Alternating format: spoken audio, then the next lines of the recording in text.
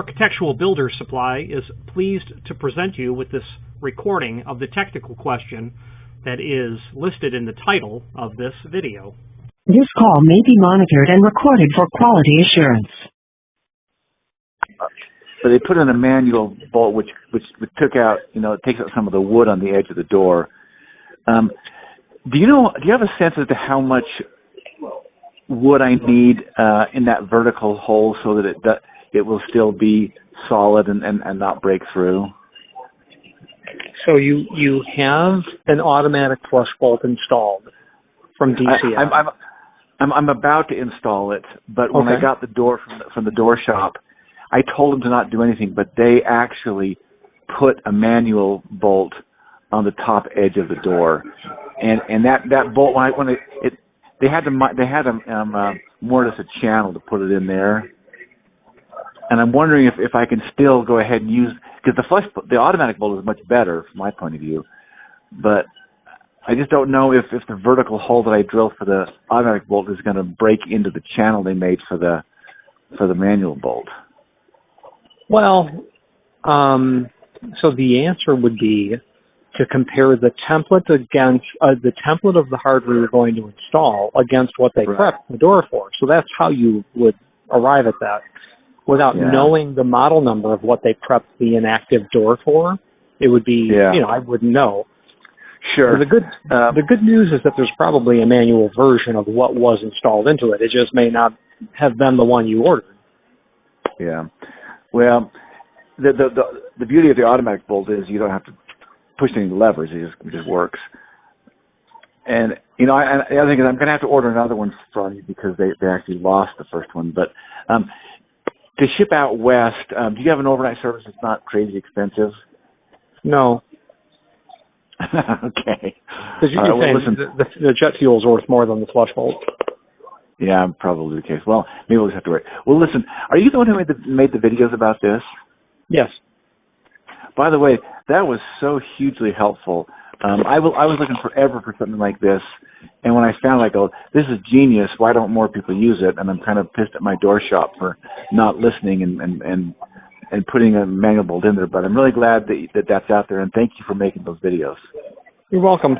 Don't sacrifice function. I mean, if they've made a mistake, they're a door shop. I'm a hardware supplier. We all make mistakes. So yeah. Is the door paint grade? What's that? Is the door paint grade?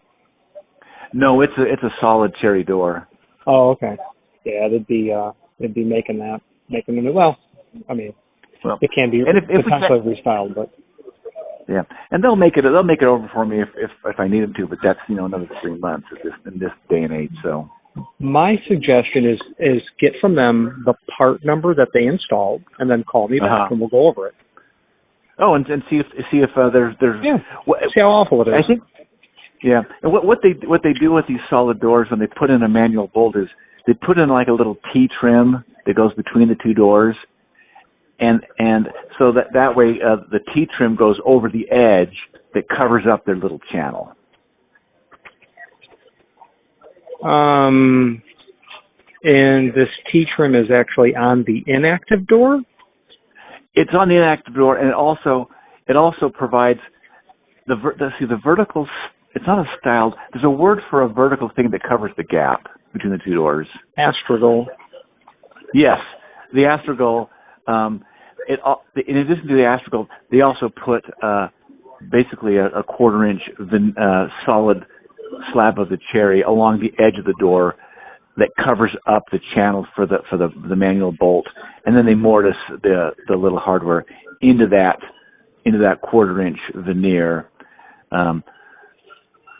That's how I think the door shop achieves installing their manual bolts, is by using this little 1/4 inch of veneer on the edge of the door. Well, the astragal, if it's attached to the inactive door, it actually becomes part of the door at that point. Right, and the reason why they call it T-trim is because the astragal is there, and then they have a piece perpendicular to the astragal. That's the little 1/4 inch solid veneer that covers the edge of the passive door, and then they glue that to the astragal in the shape of a T. I think that's why they call it that. Our industry is not very original when it comes to being descriptive. You've got Z astragals and H astragals and T astragals, and I think if you use your imagination, you can see why we call it that. Right. The only one that's odd is the flat astragal. It really looks like an I if you look at it, if it's just the letter I, but we just call that one a flat astragal for some reason. Yeah. But because the backside of the hardware measured from the edge of the door to the preparation, that distance, it is fixed. It can't change, so they have to incorporate that astragal in terms of calculating where the backside's measured from.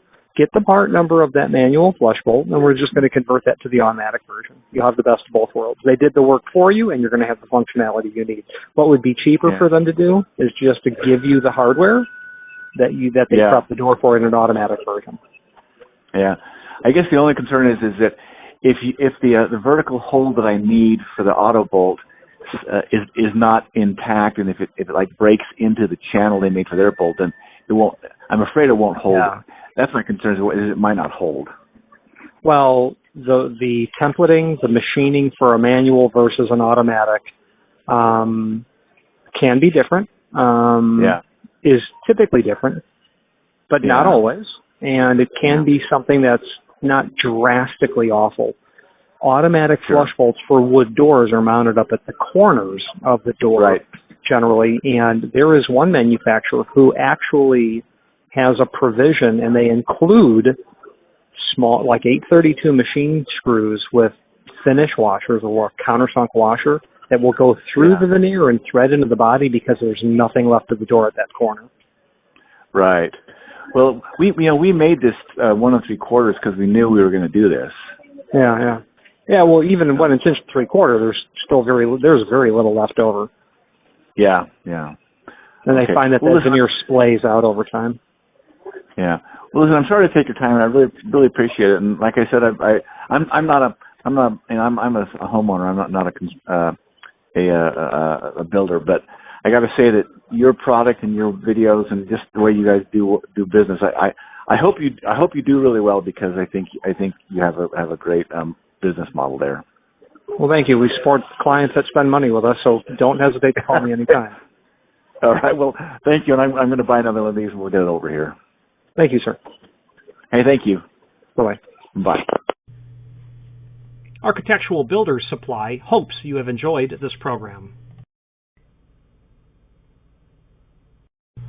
Again, thank you for watching, and if you've enjoyed this video, please click thumbs up, please subscribe, and maybe even send the video to someone that you know. Thank you.